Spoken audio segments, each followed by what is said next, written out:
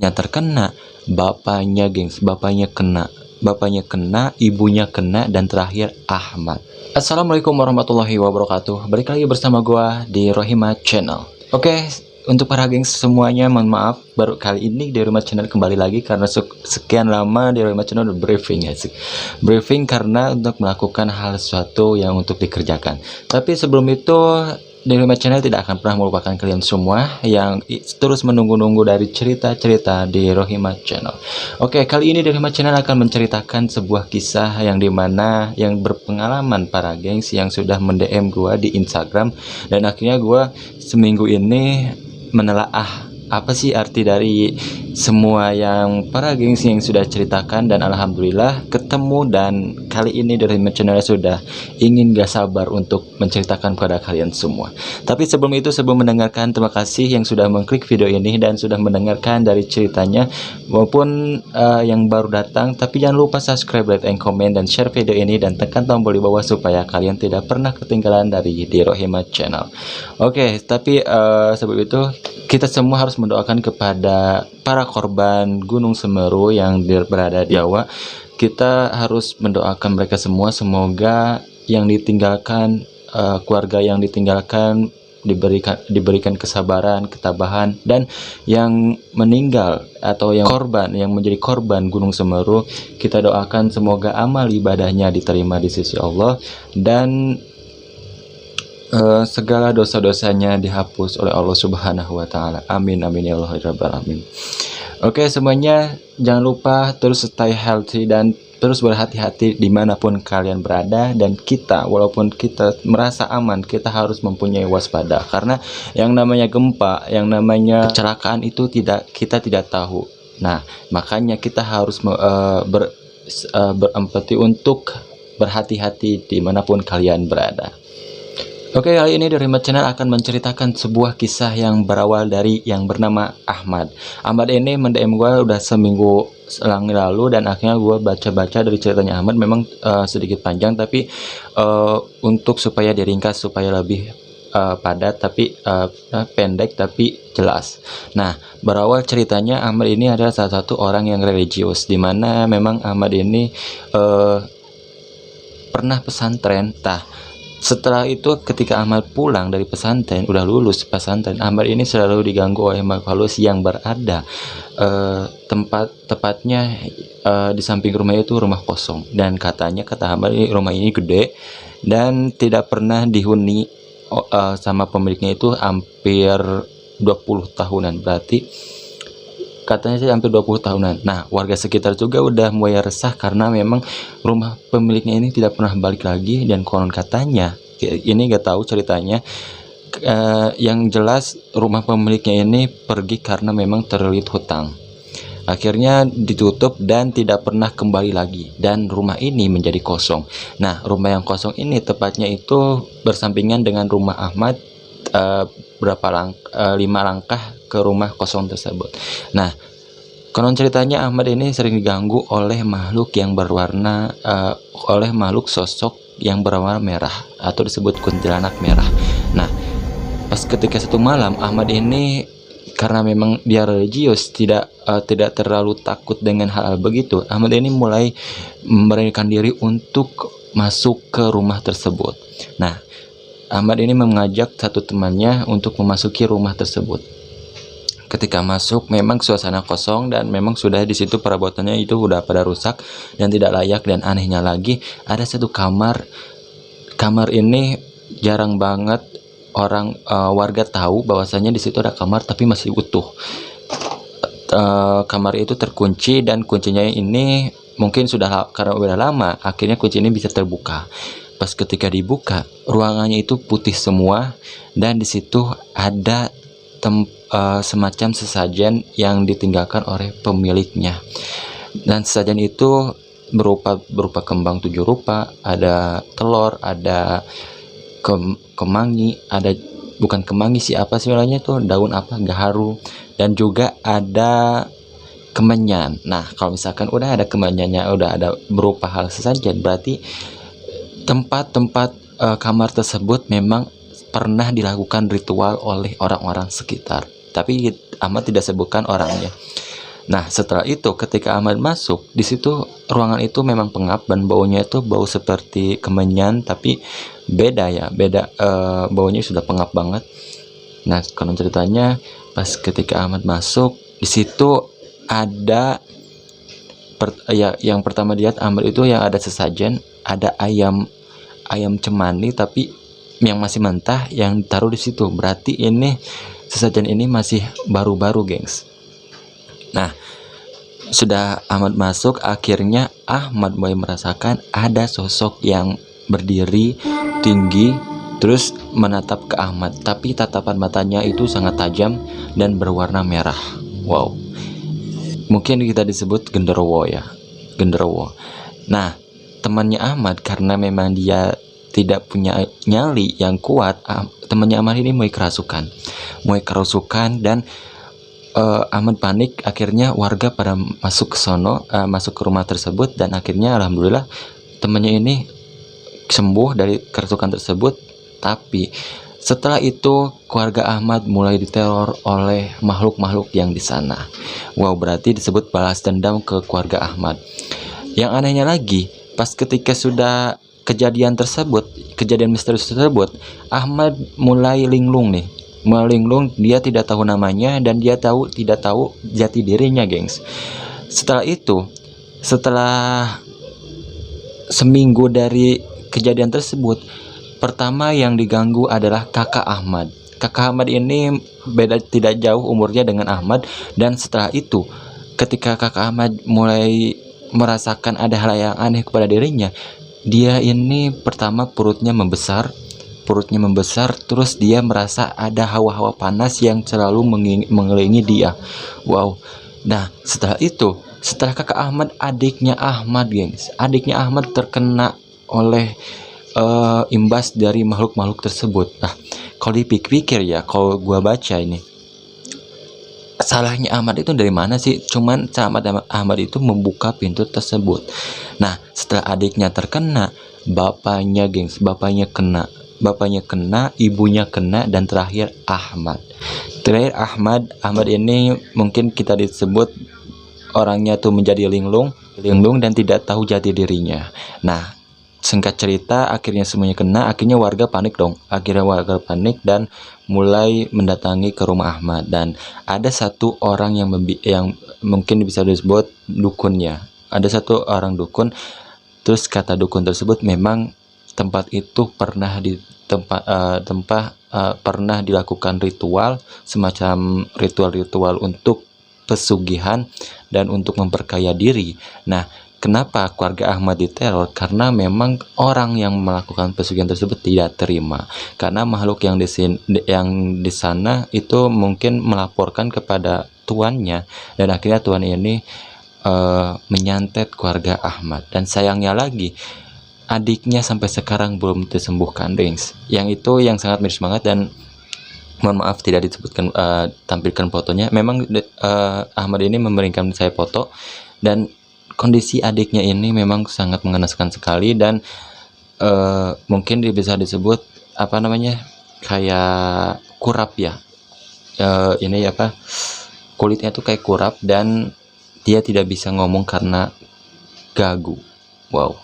Dan Ahmad ini memang sampai sekarang merasa bersalah banget, dan alhamdulillahnya lagi rumah tersebut sudah yang mengisi oleh dukun yang sempat datang ke rumah Ahmad, dan sekarang mulai aman. Dan memang adiknya ini ada satu syarat yang harus bisa disembuhkan, yaitu harus datang kepada orang pemilik rumah tersebut.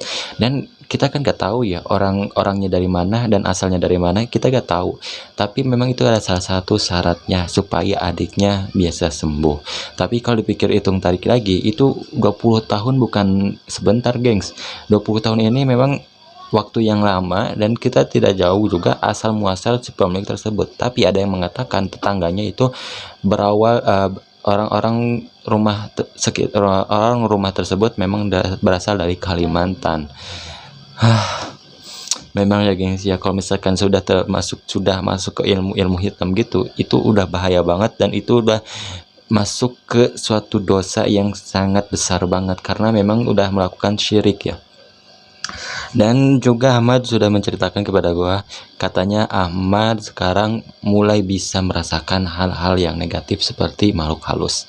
Dan itu memang berawal dari sana. Dan juga ya mungkin gua singkat dan gua ringkas ceritanya Ahmad, yang sebenarnya banyak, tapi ya gua singkat aja karena memang itu ada privasi dari keluarga Ahmad, tidak boleh diceritakan dari YouTube saya karena takutnya menyinggung dari keluarga Ahmad tersebut. Oke, kesimpulannya adalah keluarga Ahmad ini memang terkena, yang pertama terkena sihir, dan yang kedua memang karena kecerobohan Ahmad untuk melakukan pemberanian dirinya menguji mentalnya kepada ruangan tersebut, karena memang konon katanya ruangan tersebut tidak boleh dibuka kecuali oleh pemilik tersebut. Tapi ya namanya manusia ya, kita juga gengs ya, penasaran gitu, apa sih yang di dalamnya. Kita buka, ya dalamnya tidak apa-apa, cuma ada sesajen, tapi marahnya tersebut sangat besar dan akhirnya keluarga Ahmad diteror. Oke, cerita yang kedua itu tidak kalah menarik dari ceritanya Asrofi. Oke, Asrofi, terima kasih sudah mendm gua dan sudah menceritakan cerita kamu kepada gua. Dan ini ceritanya cukup menarik, memang ini terkait dengan tentang siluman ya. Oke, mungkin kita bicara tentang siluman, kita sering melihat di TV atau sering melihat ya sinetron-sinetron ya, siluman ular, siluman buaya, tapi ternyata geng, siluman itu memang nyata di dunia kita. Memang selalu ada, atau bahkan kita selalu berdampingan dengan mereka. Karena kita tidak tahu, karena tidak melihat, mereka itu nyata gengs, dan banyak banget orang yang pernah melihat siluman tersebut, termasuk cerita dari Asrofi. Oke, Asrofi ini umurnya 22 tahun, berasal dari Magelang. Asrofi ini pekerjaannya itu selalu ngarit ini ya, mencari rumput untuk peternakan bapaknya. Nah, setelah itu ketika Asrofi ingin mengambil rumput di suatu ladang yang disuruh oleh bapaknya, Asrofi ini melihat satu ular. Ularnya itu pendek, tapi kalau dibilang itu kayak tongkat ya, pendeknya itu semacam sekasta lah, seginilah, pendek tapi warna hitam. Yang anehnya lagi, ular ini terbang mengikuti Asrofi. Ya karena takut, Asrofi memukul dong ke ular tersebut. Nah, setelah itu, sekitar sebulanan, Asrofi ini mulai merasa gatal-gatal kulitnya gengs, gatal-gatal, dan dilihat kulitnya itu seperti kurap yang kering, dan kalau misalkan digaruk itu kulitnya itu mengelupas, tapi berbau amis ya gengs ya. Nah, setelah ditelusuri, diingat-ingat sama dia, akhirnya dia mengaku ke keluarganya bahwasanya dia pernah memukul ular yang sependek ya sekasta lah, ular sekasta berwarna hitam di satu ladang yang tidak disebut oleh Asrofi. Nah, keluarganya kaget dong, karena memang keluarganya udah tahu bahwasanya di tempat situ banyak banget peri-peri yang menyerupai ular. Akhirnya bagaimana caranya keluarga ini, si Asrofi ini biar sembuh nih, udah ke dukun, udah ke ustadz, tidak sembuh. Dan akhirnya satu orang lagi ke dukun untuk datangi ke tempatnya, dan katanya itu adalah salah satu induk dari peri-peri yang berada di sana. Karena memang godaannya gitu gengs, kata si dukun itu tersebut, kalau misalkan kita melihat ular yang berada di sana, jangan pernah dipukul ataupun jangan pernah diusik. Kalau misalkan kita diusik, itu seakan-akan kita menantang mereka lah. Ya memang dunia mereka beda sama kita ya, karena memang mungkin pengertian mereka itu belum tidak sempurna seperti manusia. Kalau manusia itu bisa mengerti tentang memahami keadaan mereka, tapi kalau mereka itu seakan ya lu harus paham gua dong kalau gua di sini gitu.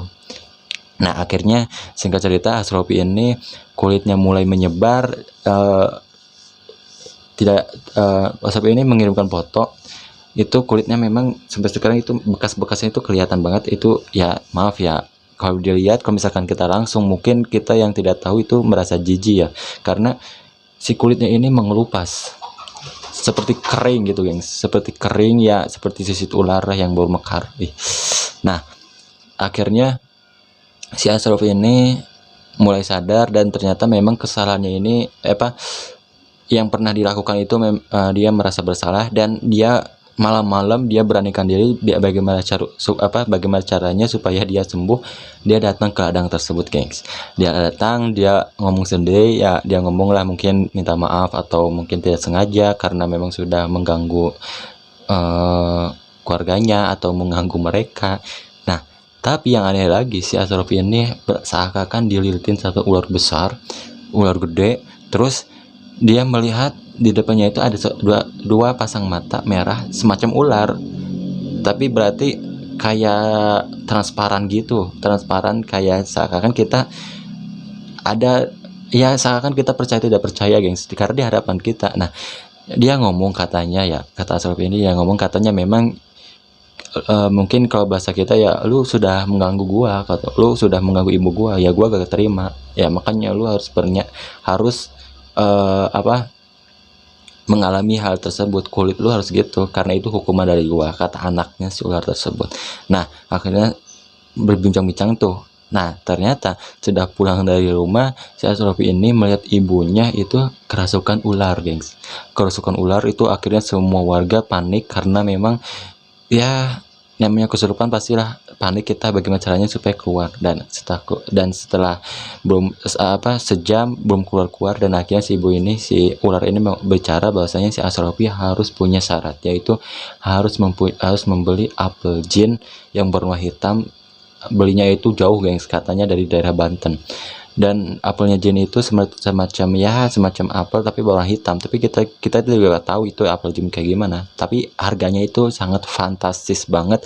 Dan ada memang mungkin beberapa orang yang mempunyai apel jin tersebut, karena memang itu syaratnya. Aduh, kalau misalkan berurusan dengan mereka itu susah, gengs, ya, duit lagi yang keluar. Tapi makanya kita harus berhati-hati, dan kita harus, kalau misalkan kita kemanapun kita berada, kita harus mempunyai, kita bilang aja dah, walaupun kita tidak tahu mereka di mana, kita bilang aja permisi, atau kita assalamualaikum di tempat suatu yang tidak pernah terjamah oleh manusia. Ya namanya juga mereka tidak pernah kelihatan, ya kalau menurut gua sih, kalau Ashraf ini memang tidak salah, karena memang ularnya yang ingin mematok si Ashraf, ya kita juga refleks dong, karena takut matok, ya karena kita nggak kepikiran bahwasanya ular tersebut memang ular siluman. Nah, inti dari cerita Ashraf ini adalah yaitu kita harus berhati-hati, dan kita harus bisa memahami keadaan mereka, dan harus, walaupun seandainya kita salah, kita harus tetap ngakui salah, karena mereka itu bedalah sama manusia, karena manusia itu punya hati, karena mereka masih bedalah, jin sama kita itu beda. Nah, jadi kalau misalkan kita mengalami tersebut, kita harus, ya kalau misalkan kita salah, ya kita salah, walaupun kita tidak bersalah, kita harus mengaku salah. Mereka mau apa aja, ya sebenarnya kalau misalkan itu untuk kebenaran, untuk diri kita, ya lakuin lah gitu. Ya semacam tadi yang katanya mau apel jin yang harganya itu hampir 7 juta. Ya keluarga Asrofi aja bekerja sebagai ngarit, mencari rumput untuk peternaknya. Ya berarti kalau misalkan pikir pendapatan dari keluarganya itu nggak sampai 7 juta, apalagi ini. Tapi itu pengalaman lah, buat pengalaman kita semua. Makanya Ashraf ini memberikan diri untuk bercerita pada gua, dan akhirnya gua ceritakan kepada varian para gengs, untuk supaya menjadi pengalaman, supaya menjadi ilmu atau ibroh untuk kita ke depannya. Oke gengs, terima kasih semuanya. Dua cerita tersebut banyak banget ilmu-ilmu yang bermanfaat, walaupun sebentar ceritanya, tapi coba kalian pikir-pikir lagi, mungkin di sekitar kita mungkin pernah mengalami hal tersebut. Nah, kita harus menjadi garda depan untuk menenangkan mereka semua gitu. Bagaimana cara menenangkannya, yaitu kita harus menasihati bahwasanya kita harus yakin kepada Allah, dan kita harus kita harus menjadi salah satu motivator lah, supaya tidak menjadi kerisuhan di antara mereka. Karena kalau misalkan bahaya, kalau misalkan kita sudah menantang dunia mereka, kalau misalkan kita tidak bisa, ya kita kalah gitu. Oke, terima kasih semuanya yang sudah mendengarkan dari awal sampai akhir, dan jangan lupa subscribe, like, komen, dan share video ini. Dan insya Allah kalau ada waktu lagi di Rohimah Channel akan terus menceritakan kepada kalian semua dari pengalaman-pengalaman pribadi para gengs. Dan jika kalian punya cerita, kalian boleh ceritakan dan DM Instagram gua, dan kalian boleh ceritakan mau sampai sejam, mau sampai berbusa, kayak itu pengalaman kalian boleh ceritakan. Insya Allah kalau misalkan itu ceritanya menarik, di Rohimat Channel akan ceritakan di YouTube gua, dan akan diringkas supaya menjadi lebih dipahami oleh kalian semua. Terima kasih semuanya mendengarkan. Wassalamualaikum warahmatullahi wabarakatuh, dan jangan lupa di Rohimat Channel terus bergantayangan di next time.